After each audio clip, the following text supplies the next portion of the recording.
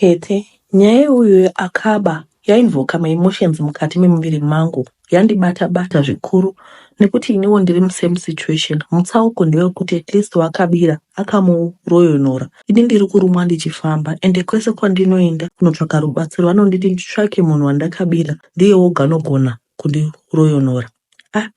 Zvinondomuwanepi? Takamboenda kuma-TV, kuma-radio, kumapepa nawo tichitsvaka akabirwa muna 2021 pamusika wemabhazi kuno kuGweru, asi hapana ari kuda kuita come forward kuti akabirwa. Handitozivi kuti munhu wandakabira mupenyu here Tete, asi indatambura. Huro yose Tete ine masvosve. Masvosve akaita kutenderedza huro yangu Tete, anondiruma zuva rega rega rakasvika pasi pano. Tete, kana muchiziva masvosve anorwadza. Now imagine tumasvosve tuduku twakatenderedza huro yangu yese. Twakaita garira nekotidzikana pakaipa veduwe. Regai ndikutsanangurei kuti zvakafamba sei. Tete, ndichikura ndaiva mbavha yamakoko. Handaishayiwa chekutora chisiri changu, kungava kuchikoro chaiko. Ndaitoti ndibve nepeni or pencil yainge isiri yangu. Kungoona bhora remapepa chairo rasara murori ndaitora ndonoiga kumba. Handizivi kuti ndaive neshavi here, asi chero pamba painge pane mupichisi wakaibva. Next door painge pane mapichisi zvakare, ndainoba wepa next door. Vabereki vangu vakambozama kurova vachida kundidzora mumuforo, asi zvangu zvaida kuti ndidirwe makate kuti shavi rangu rekuba riende. Handisi kublema vabereki vangu neshavi rangu nemasvosve ari muhuro, asi ndinodemba kuti dai ndakawana deliverance ndichiri mwana mudiki, zvimwe kuda upenyu hwangu hwaizoita nani. Manje zvangu zvekuba zvainge zvabaya zvikatyokera, kukomba senhanga chaiko Tete. Murai ndaitozikanwa kuti ndine ruoko rurefu, asi handinambobvira ndaenda kunovata kukamba yemapurisa nokuti hapana akambondibata red-handed. Kwaingova kufungira kuti Liberty anoba. Saka vemutaimo vaishanda nefungidziro here, aiwa vaishanda neevidence. Zvino mumusi gava rakadambuka musungu. Ndakaita zvandainge ndajaira pamabhazi panomira egokwe Tete. Kwaive kuvhurwa kwezvikoro murengi mainge makazara kuti shutu nevana zvese nevanhu vaidzokera kumabasa avo. Saka ndakaona imwe mai middle aged vainge vakaremerwa apa vakabereka mwana musana, ndikaziva kuti apa ndaigona kuwina. Ndikakanda chirauro changu chaizobuda nehoyo. Saka ndakagadzira kaplan ndaizovhomera wallet yavo pahovhiyo yokupinda mubhazi.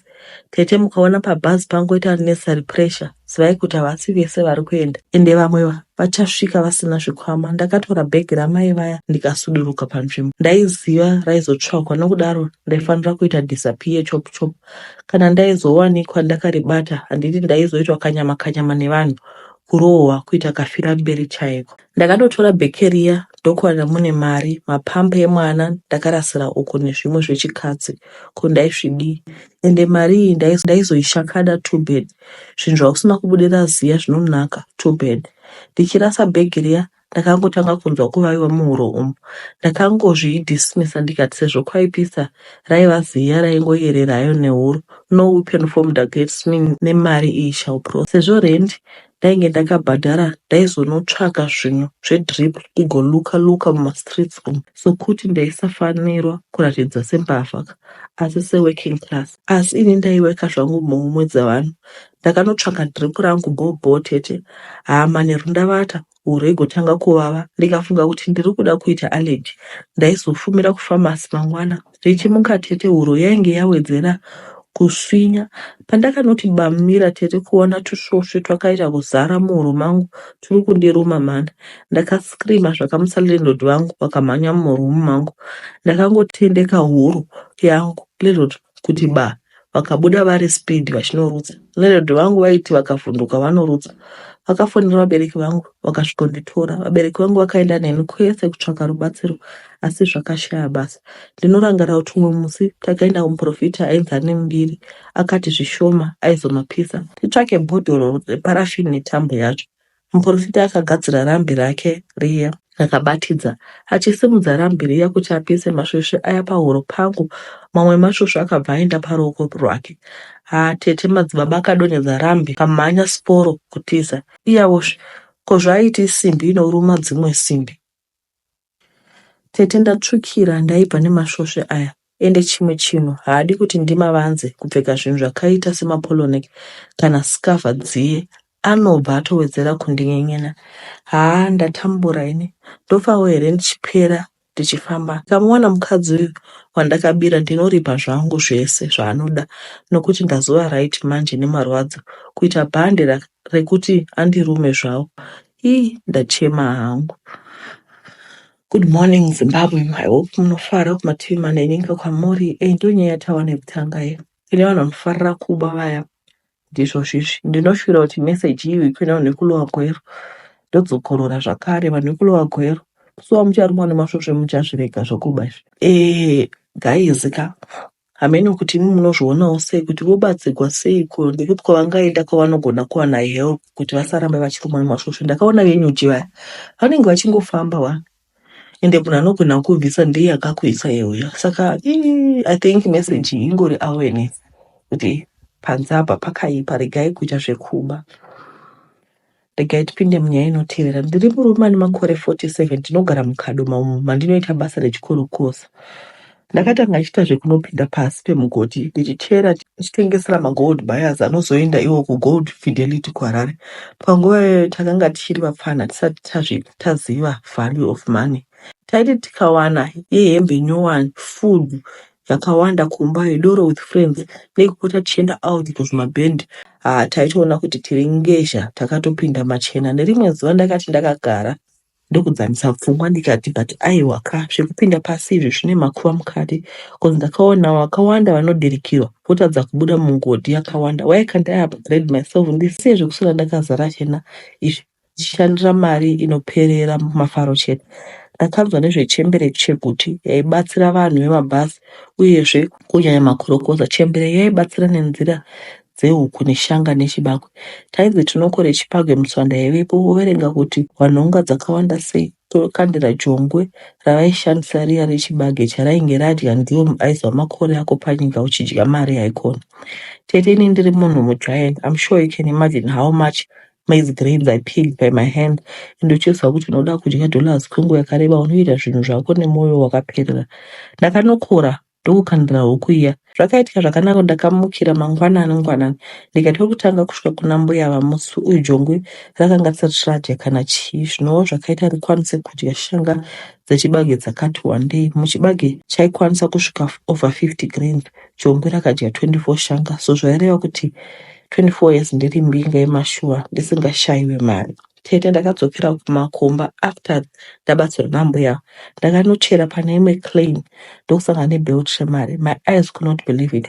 Tanga tangojaira kuwana zvimagrapes zvishoma, but this time takava chisioneko mumhandara wamai. Ndakafara chaizvo. Ndakachera ndokutengesa shoma gold kuna baya wangu because I didn't want people to suspect kuti ndakatakura upfumi wakapfurikidza. Ndakaviga rimwe iro randaida kuzonotengesa ndega kuFidelity. Tete ndakabata mari yekuwanda zvekuti ndanga ndisati ndambobata mari yekuwanda zvakadaro muupenyu hwangu. Gogo chegutu vakanga vandiudza kuti ndaizowana mari yakawanda pandichadzokera kumakomba kunochera nekuti vakanga vatosota zvinhu zvavo pakadya huku yachibage. She told me it was done and for real it was. Musesheni yangu navo handina mhiko dzakawanda dzandakaudzwa kuti ndaizoita kumberi. Vakangondicheka nyora ndokundizora mushonga panyora dziya ndokukweva ropa rangu vachidonhedza mune imwe hari yaipfungaira chiutsi. Vakaita machansi vachiverenga nelanguage yandandisingawisisi. Panguva iyi handinambozvisa mupfungwa kuti vari kumboitei uye kuti vari kutei. Ndaingofarira kuti vati pano the way I do things hatiiti mhiko dziri complicated. Ndipo pavakati vapedza kutaura kuya ndokuti it's done. Tete ndakatanga kubata mari. Ndakachinja kwekushandira ndokunotenga maclane maviri kuzvishava nekuShurugu. Pamakomba angu apa paipotika mari risina akamboona. Ndakatenga mota dzakanaka, ndikatenga imba mukwekwe, ndikarora mudzimai ndokuisa mumba. Zvinhu izvi I could achieve them so easy because money was not a problem. Nzvimbo dzinoendwa nevane mari ndidzo dzandakanga ndakutambira cause why not. Makore akapinda kurarama kuchifadza, asi dambudziko nderekuti ndakaita mwana wekutanga after 2 years ndabva kwagogo. Mwana angorarama 3 days then turned blue ndokutofa. Mudzimai wangu akashungurudzika nazvo. Munoziva kuti hakuna mubereki anoda kurasikirwa nemwana wake. I felt so sorry for my wife. Kuti chokwadi kupona neoperation mwana oparara osara neronda remwana wasachaona. I decided to gift her with a brand new car and funded her college studies kuti pamwe anga varaidzika asazvidya mwoyo nekufa kwemwana. Takaita pamupambiri but this time mwana haana kufa. Akabarwa aine madisability zvekuti haagoni kuzvibatsira ega. Iko zvino atova mukomana ati Samukei, by the way he behaves sechana chine 5 years. Ndipo pandakaona kuti kagogo kwani havana kudidza kuti mari hongu ndichaita, but family will never know peace and happiness. I'm suspecting kuti my first child was automatically sacrificed, but kuti ndizviudze mudzimai wangu ndinoshaya kutangira papi nekuti ndikamusa maronda angava kupora. Takazoita mwana wetatu, iye ndiye anoratidza seari nani pamutezo zvese nepfungwa, asi musikanzwa ine mwana iye unotoona kuti hazvisi zvega, mwana ane zvinomugara chete. Mudzimai anofunga kuti akaroorwa nembinga inongoitawo mari negodzi sevamwe, but haazivi zvandakabata ndisati ndasangana naye kuti ndimuudze ndinoshaya pekutangira. Nawo ndinonza kuda kumuudza kuti mazuva angu panyika ave kupera uye upfumi hwatinahwo huchaparira hwose nekufa kwangu, but ndoshaya ndomutanga sei uye ndomutanga ndichitei. To think kuti our disabled child anoda mari yakawanda yemasession yaanoenda kunobatsirwa, mudzimai chasara utambura. Nekuda kwekubata kwandakaita ndini ndakaremadza mwana neurombo hwekuda soft life. Tete remember huku yakacha 24 shanga, now I'm left with less than 2 years kuti ndive. Vamwe vangu vakaitawo zvekwagogo kuchigutu izvi, vaiti kana nguva yekufa yakwana aigona kuzvipfuudza nefuti okuzvipisa mota okungoma poison otofa. Zvino ini handichazivi kuti now that my days are numbered ndichafa zvemhando ipi. Kutaura chokwadi, I lived light, I lived pretty, but mukupedzisira ndikusiya mukadzi achitambura nevana uye vachasara vasina any legacy from me. Ndiri kudyika mwoyo ndichifamba kuti ndopaita sei, because it's about time I pay chandakadya tapfuka. Iyi inyaya inosiririsa vedwe, nyaya dzinosiririsa zvoitwa sei, because unenge wakatoudziwa kunzi uchafa. Regai tipinde munyaya inotevera, munongotiudzawo apa wandapererwa, asi ndoziva kuti muri vanhu vakuru munoziva kuti zvingaitwa sei. Ndaive neshamwari yangu yandaivirana naye pabasa pataishanda pane imwe kambani muHarare. Makore akapinda ndachimukira kumunda kwaFarouk, asi chaibuda hapana. Kamari kataitambisirwa kaingowa kehendi tumawo zvichibva zvatopera. Kuti mwedzi upere taitozopota tichikwereta vanhu. The cycle continued and it was now difficult to come out of debt. Salary yaisatokwana zvachose. Zvekukwereta became our new way of life. Kana kushanda kwacho taingoshanda hedu kuti tibhadhare zvikwereti. One day we sat down with my friend tichitaurirana about the way we were living, kuti unozviona sei kamuraramiro. Takamboshingisana kuti half a loaf is better than nothing. Asi pachikwata tanga tisiri kufara nemari yataiwana. It wasn't sufficient for our basic needs. Taisatowana zviri fancy okudya zvinoshamisa, but mari yacho yaingoshota zvakadaro. Kufunga kuti upenyu hwaioma tichiri vasikana kudai, kuzoti kana tava nevana or maybe taizomitisiwa totambura zvakare nevana. Ini nasawira vangu hapana ainge akarerukira financially. We were both swimming in debt, kutemeseka musoro chaiko. Since tese taive single, we decided to stay together and share one rent, share responsibilities. Pamwe zvaizoreruka takaronga ndokuvharisa imba yairoja shamwari yangu. She joined me where I was staying because painge pane maroom akatambanuka.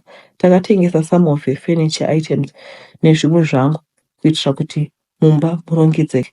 Kamari katakawana ipapo takafunga kubhadhara zvimwe zvikwere zvataiva nazvo, and we did just that. Zvakambokamurika tikatanga kutsanzanzira mazuva achitofamba, kwaingovawo kuzvishingisa asi zvainge zvichirema. Takafunga kunokwereta, but this time it was to start a side hustle pamwe upenyu hwaizoreruka. Takatanga business remachicken cuts and we both embarked on a journey to Messina. Kwakava kekutanga kwedu kuenda kunze kwenyika. Takangokura chigwesha munyika yedu yeZimbabwe. Takaita zvinhu zvekujamba border cause we had malaicha aizotiyambudza easy. Aiwa takafamba zvakanaka, hapana chakanetsa. Upon arrival at the border, we were amazed of the beauty yatakaona chitambirwa nemalights aya akiwanda paborder.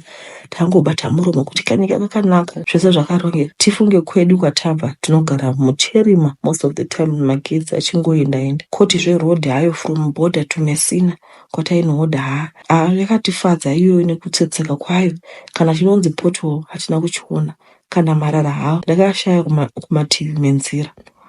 Takanzwa kufara ndokubvunzana kuti taiona zvadii hedu kuti tidzoke tizotanga upenyu tichishanda muSouth Africa. Takahuda tikatenga zvekudya muShoprite. Hakusi kuchipa ikoko. Takaita rwendo rwekudzokera tikasvika kutengesa nyama dzedu dziya dzakafamba dzikapera. Tikaronga zvekuti imwe weekend taifanira kuzodzoka tihodhe. Shamwari yangu yakauya neidea kuti zvainge zvadii tiite resign network totengesa zvishoma zvataiva nazvo toita hedu kunotsvaka basa kuSouth Africa. handina kupokana nazvo nekuti upenyu hwepachitungisa hwakange hwandisakadza. Takazopinda murodhi takananga kuSouth Africa kumba kwehama yeshamwari yangu. Takangofamba tichinamata kuti ingadai tawana basa hatisarudzi. Sezvineiwo takasvika hedu tikatanga kutsvaka basa, tikatanga kushanda pane imwe kicheni yaibikwa sadza. Takafara kwazvo, tikapedza mwedzi miviri tichishanda. Ndipo patakazosangana naumwe mai. Pari zvino apa tainge togara hedu kubasa nekuti vaida kuti tipote tikurumidza kubata time kugona kumukira kuti titange kubika, nekuti vanhu vanouya kuzoudha vanenge vachida kuti vabve vadya sadza kuchiri kusena. Takabva taumba ukama nemumwe mudzimai wekuGhana, ndobva tatanga hedu kuva shamwari tichitaura hedu nyaya dzeupenyu nematambudziko ataisangana nawo. Vakazoti zvaive zvidiki izvi, vachiti vane murume wekunyika kwavo aita zvekubatsira vanhu pedu nekwavaigara.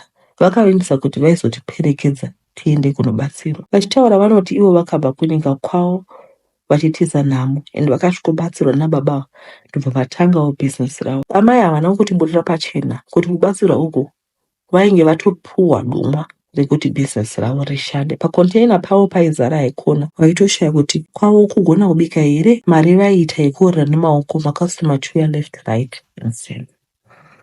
Izvi ndizvo zvakaita kuti tinzwe kuda kuenda kunobatsirwa kwababa vavaitaura vaya. Kuti aigozivei kuti yatsika dope yama, takanobatsirwa zvikuru zvekuti nhasi rave dambudziko kubuda masviri. Takapuwa mabracelets nemaringi each kuti tipfeke mumaoko, kuchinji isu hataizofanira kutsvaka mabasa okuvhura business. Vakati maringi nemabracelet aya aizotikwezvera varume vane mari chete todana navo votibhadhara.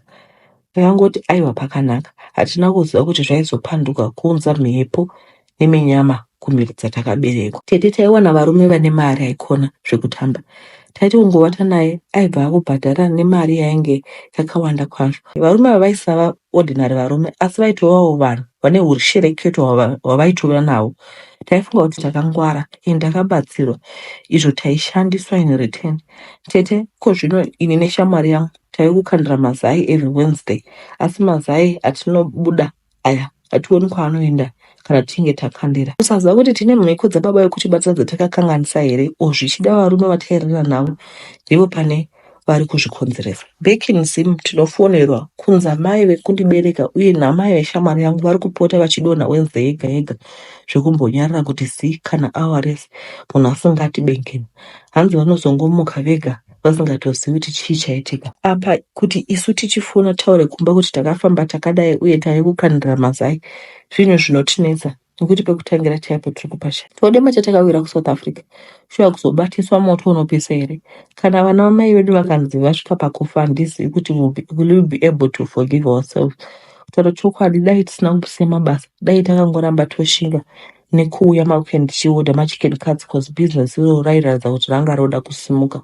Tete, we are deeply regretting. Tokumbirawo mutibatsirewo tichaverenga macomments. Vedu vedu zviri kuitika muupenyu, ndozviri kuitika muupenyu zvinoshamisa. Vanhu vanenge vakukandira mazai, unoti kuti zai racho unorikandira nekupi chaiko, nekumberi kana nekusure, handina kuzokwanisa mubvunzo angu mubvunzo iwowo, but this is very sad. Tingadai Mwari apindira. Kune vanokwanisa kubatsira musiyewo mameseji. Musikana makore 38, sisi vangu vane 42. Upenyu hwedu takakura tichigara kwachina mai. Baba vedu hatina kubvira tavasiva nechikonzero chekuti mai vainge vakadzingwa mumusha wababa wedu, nekuti vainge vabara vana vasikana vakateedzana. Amai havana kuita nharo nekuti baba vainge vatopiwa mwana wavasawira vambuya kuti akaita mimba ndokuzvara mwanakomana. Baba vainge vawandira kune mwanakomana, amai ndipo pavakarongedza vakauya kuno kwachivi. Baba havana kuzotevera isu kana kuda kunzwa kuti tairarama sei. Baba vakazoita vamwe vana 3 vasikana nemukomana mumwe nemwana wasawira vambuya, asi vakasvika pakufa baba vachigara naye pasina kunzi vasikana vakawanda. Vakafa baba vedu isu takazoziva vane 3 years vafa mushure mekunge ini ndabva kwachivi ndichiuya kuCape Town kubasa. Ndakatanga kutsvaga hama dzangu paFacebook ndikaona sister yangu mwana wababa aive aberekwa nemwana wasawira vambuya. Takataura paFacebook ndokuzopanana namba dzemafoni ndokutanga kutaura. Hapana munhu asingadi kutaura nehama dzake. Tete, mwoyo wangu waive wane peace nekuti sister yangu iyi akabva andipinzawo mafamily group. Panguva yesister yangu mwana wamai vangu aiva asina foni ari kuZimbabwe, saka inini ndini ndaitaura nehama dzangu. Ndakazouya paXmas kumusha ndokuronga nevana wababa vangu kuti tiende kumusha kwedu kuUrungu. Ndichinoudza mai kuti ndakataura nehama dzangu vakafara chaizvo. So takati musi wa27 wegore ratabva irori takapinda munzira kuenda kuHarare kunosangana nasisi vaizotiperekedza kumusha. Takasvika Harare ndokusimudzira takananga kuRungwe kunoona pakavigwa baba vedu nekuona hama. Takasvika pamusha, asi chakandishamisa nesista yangu yandinobarwa naye musemudumbu namai. Sisi ava vandakaona paFacebook, mwana wababa vangu, akati achisvika haana kurara pamba pambuya patakasvikira, akanovata muboka bamunini wababa. Kana chikafu chikwambuya akaramba. Wakati ave manheru takapiwa pekurara nambuya, asi mbomu vainhuwa sezvinoita chituna zviye. Mbuya vakaramba achiti vazukuru musakanganwa kudzima light, asi taitya uye nekushaya kuti kuchituna chiri kubvepi muri kunhuwa kudai. Hatina kudzima light. Mbuya vakarara vachiedza mausiku wese, havana kurara. Takaziva kuti pano hapana kumira musha. Kuchiedza takamuka ndokunoona guva rababa vedu ndokuzoenda kwavainasisi vainge vatiunza kumusha. Tasvika takarara, asi musi uyu hatina kuvata tete masezi aiuya fiya murumu matainge tirete. Baba munini vazomuka vakatanga kutukirira kuti hamunyari here kuda kuparadza pwere dzauya mumusha. Zvakatishamisa kuti aitaura naye ndiyani uye achida kuparadzai. Takarara asi hana dzedu dzaiva mumaoko tete. Ndakaudza sista yangu kuti kuchiedza ngatidzokere kumusha kwamai vedu. Kwachena takaoneka, asi ambuya vakatsama vachiti vaida kutirongedzera musha, asi tavajuma vakazotipa mugomo wenyima ndokudzisa musaka.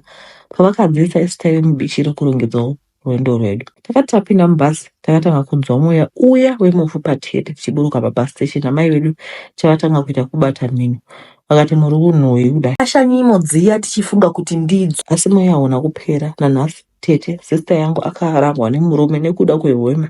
Inda kuti tadza kudzokera kubasa nekuti ndiri kunhuhwa kwese kwatiri kufamba tiri kunzi takarohwa nambuya vakanga vagara vasingatidi. Takabvunza aivatiperekedza akati ndosaka ndisina kurara pamba pambuya muroya, anozikanwa line dress. Asi zvaisaita kundikuudzai maizofunga kuti ndine godo tete. Chandiri kusaziva ndeichi kuti sisi vedu ava havaroyiyo here nambuya, nekuti dai vaitida sevana baba vavo takakona kuti vatiudze kuti mbuya muroyi chii tete. Ndorwadziwa, dai ndisina kutsvaga hama ndingadai ndiri kubasa.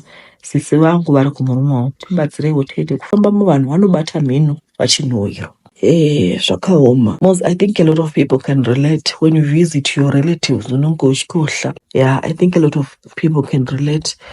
Nekuti iye zvinotarisa imone wasvika kumba iwe kukoguvata murumu munonhuhwa. Inini regai ndikudze, one thing about me, I was not born to suffer. Ini ndikatongoona kuti panapa ndichadokwanisi, I can't do it. Ndoziva musi vanasekuru vangu vakavatiswa mune imwe imba vavhakacha izvozvo zvekukumbira kuvata kumusha, vagovata vachihotsira vakaona kuti zvaoma. Vanhu vakavata pakati peusiku vakangobuda ndokupinda mumota kwavo ndokudoenda vasina kana kuoneka. Pamwe pacho unotongoona kuti zvino kana wapinzwa murumu munonhuhwa kudaro hanzi unoda kugara wadorotsa chero kuvata togovata seizvezvi vanhu vakufamba vachinhuhwa ngezvituna. Vedu batsiraiwo vana, kungosiyawo makoments kuti vangaenda kopi vawane rubatsiro. Regai tipinde munyaya inotevera. Kuromba kwangu kuMozambique, makadi yenyu tete. Ndiri mudzimai anotengesa mazambiya ekuMozambique kuMbare. Ndine matebhus akati wandei. Ndakatanga bhizinesi rangu kuMbare mushure mekunge ndabhuroka muGulf. Kamari kandainge ndasara nako ndakabva ndati chiregai hangu ndibude muGulf. Then mari yandafunga kushandisa kurenti iyi ndohodha hangu mapenzi kuMbare. Mazuva aiwa matebhus emuground aya aisabhadhara, saka pa120 yandaizofanira kubhadhara ndakahodha mapenzi. Ndokutanga kuswera muground moya ndichitengesa zvichifamba kusvika ndakwanisa kuenda kubhodha ndega tete kunotora mapenzi nemazambiya, asi handizivi kuti mweya wekuromba wakazondibata sei. Zvinhu zvaingoendeka tete, asi chandainge ndakoda imota. So ndakafunga kuti ndikapiwa mushonga welaki zvaizoita ndiwane zvandaida fast. Ndakaenda nefriend yangu tete kune n'anga yakandirombesa. Ndakasvika ndikaudza nhunha dzangu, asi ndakapiwa kamuti chete. Ndakazoende kumakuva, unoona makuva anenge akavigwa musi iwowo, wosvikochera kamuti aka obva wabvapo nenhembeshuro kusvika wabuda pamakuva ipapo. Izvi itazuva risati rapinda muna mai varo. It was a hard task nekuti mai nemakuva mune road yaifamba nevanhu kuenda kudzimba dzavo, so kuzofamba nenhembeshuro paive pasina kuchipa. Ndakadzoka ndokuswera ndiri mumakuva kuda kuona kuti guva raiva ravigwa musi uyu nderipi. Ndokugara kusvika kwave kuvira. Mubhegi ndaive ndatakura hembe dzekuti ndaizopfeka ndonyepera kupenga time andinofamba nenhembeshuro. Ndakaenda ndaikumbudzi tete kune road inopinda muHopley neSouth Park. Kune vanenge vachibva kwaBoka netsoka vanotopinda nemumakuva. Saka ndakanoisa kamuti kaya paguva raive mukati zvekuti hapana akandiona. Nyaya yaive pakuchibva paguva kusvika Mutara nenhendeshure, ndipo pandakaita sendopenga pandaisangana nevanhu. Ndasvika Mutara ndakazogara hangu kuti kusvibe, ndokupfeka hembe dzangu dzakachena ndonanga kumba kwangu kuchitonwisa. Zvinhu zvakatanga kundifambira tete. Mota ndakazotenga dzakawanda, ndikavhura matables akawanda tete zvekuti ndinoenda kubhodha ka3 pavhiki kunohodha nekuoma kwakaita zvinhu kudai. Pandakatenga imba ndipo pandakatanga kuona kuti kana ndichifamba pane mumvuri uri kunditevera pese pandiri. Zvakandityisa, ndikatsvaka help. Ndipo pandakaudzwa kuti pandakanoisa chimuti, mumvuri wemufi iyeye ndiwo uri kunditevera. Ndinoti ndakarara kunyangwe murima ndinoona mumvuri pamanzero tete pakajeka. Ndakadzokera kuMozambique ndikanzi wakati uri kuda mari. Ndikati ndigadzirei kuti ndisatevera kudai. N'anga yakati hapana mari inouya mahara, ndiwo wakauya uchida mari, saka unochemei. Zvakaoma. Zvakaoma chokwadi. Zvakaoma. Vari kuti ivo vakanopiwa mumvu, vakanoita ritual, vakafamba vachiita kunge benzi. Vanhu veZimbabwe tatambura, asi vari kutaura kuti zvinhu zvaiendeka, saka hameno kuti mumweya wekuda kuromba vakauwana kupi. Zvakaoma. Rikaitiverenge nyaya hanzi makadii, ndine nyaya iri kundinetsa, handizi ndodii. Ndinoshanda basa remumba, ndinoshandira imwe kapu, mukadzi nemurume nemwana ne12 years nemusikana. So kubva last week mukadzi nemurume vaingonetsana. Handinzwa hangu mutauro wemuno kuti yairi nyaya yei. Ndaingonza shut up stupid idiot what. So nezuro vakatukana. Ndakazonzwa usiku kurira kwe2 mashotsi epfuti. Kuseni patamuka tangoona baba vacho, mai nemwana kana kuvaona. Saka padzoka baba vacho vati ndakavaendesa kumba kwavo nemwana because they were troubling me. But usiku hakuna munhu ambobuda. I believe kuti pfuti dzakarira ndokuuraiwa. Abva anditi vandibloka, ndipewo foni yenyu nditaure navo. Ndambovaisira hai ikateka ka1. Patora foni yangu abva adhilita nhamba dzaModern Boss, so ndodiwe hamba. Apa vadzokera kubasa bedroom yagara inokiwa. Ndikaripota, akasungwa mari yangu ndoiwanei. Basa riri kunetsa. Ndotambira very good salary 8,000. Ndonyarara here? Because vandibvunza nezuro ndakanzwa noise like accident, mota dzaroverana. Ndikati ndakanga ndakarara, handina chandakanzwa. Ndodiwe ndiri kutya uko basa ndiri kurida. I need help very fast. Kune vachabatsira. Situations like this, kana uchigara nemunhu ari violent anogona kuuraya mukadzi wake, saka unofunga kuti iwe wachakudii. Munhu ari violent apa, I think the best thing kusiyana nazvo hazvo. Ndozvandinoona inini. Maonero angu ndiwawo chaiwo. Ameno kana pane mamwe vari kuona zviri different. But munhu anogona kushudha mukadzi wake, okuvauraya, vanhu vakatourayiwa ka. Regaitiwo kuti zvichazofamba sei, but ndozvandiri kutoona hangu. Makadii tete, ini ndiri musikana 24 years. Ndaidana nemukomana wangu zvakanaka. Ndakazoti ndava nepamuviri, akazonditi ndakuenda kumusha, mai vangu varwara. Ipapo nhumbu yangu yanga yane 3 months. Papera mazuva ndakaona munhu aposta muchato wake. Apa ini ndaive nemimba. Tete ndakarwadziwa, veukama vakataura zvavanoda. Ndogara Musodzi iri pamatama. Izvezvi ndatova nemwana wangu. Iye akutoratidza kufara nemhuri yake. Handibvunze kudanana naanyone, anongouya achirara neni. Dzimwe nguva oenda kumba kwake. Handikwanisi kuramba nekuti ini kushanda handichashandi. Basa rakapera pandakaenda kumaternity leave. Saka iye ndiye anoita zvese, kutenga mapamba nezvimwewo. Kubva zvandakadana nemunhu, hapana kana mukomana anombondiudza kuti ndokuda tete. Ndokumbirawo rubatsiro. Mumwoyo mangu mune rondi. Iyi nyaya inorwadza mwoyo nekuti vari kuti iye akadana mukomana uyu ndokubva anoroora. Ape atova nenhumbu ine 3 months, haana kuroorwa. Saka handinoona kuti ndingodana nemunhu, then munhu unoroora umwe. Then after that, andiye anochengeta mwana, saka hamubvumiri kuti adana naanyone. Haasi kumubvumira kudana nemumwe munhu, ari kutomuona semukadzi wake nekuti ndiye anobhadhara zvese, uyezve ndiwo baba wemwana. Asi haana kumuroora. But manje at this point handizivi kuti how can we help him, because vari kuti ndiye anobhadhara rent and iye haashandi, ndiye ari kuchengeta mwana, ndiye anotenga mapamba, ndiye anoita zvese. Ane ronda mumwoyo. Mumwoyo make mune ronda, vanogwadziwa kuti shuwa munhu wandakadana naye mune muchitoona kahope. Kwanditi kaudana nemunhu unenge uchitoona kuti tichazodai tigodai. Izvo munhu ane mamwe maplan. Pari complicated apa. What can we do? But I'm very sorry my sister for what you went through. gwadziswa mwoyo chaiko nemunhu akadai. I just hope kuti what I can say is maybe mugona kusanotsvaka basa. Kana wangotsvakawo basa wangoitawo zviri right, unogona kuzosiyana naye zvachose, ubva wakotsvaka munhu wekudana naye wozorogwa. Handiti unorogwa because ndikuona kuti uri mudiki, you are still young, you need a family of yours. Zvinova zvinhu zvekuti I think pakutoda plan, exit plan yekungoti ukamukwanisa kuwana basa chete, if you can stand on your own financially, then you can move on with your life. Ndozvetongoripo since pane mwana hapadi kuti ungoita rush decisions, especially kana ari kuri kuti ndiye ari kubhadhara rent. But kana wangoita exit plan ukaona kuti unogona kumira wega financially, wagona kuzvibhadhara rent, wekutenga mapamba, then you can just let him go. But at the moment, I just hope that you heal also. Vanhu vakuru vari pano ingosiyewo macomments. Pedu yedu paperera episode yedu yemuzuva ranhasi. Muve nezuva rakanaka, ndatenda.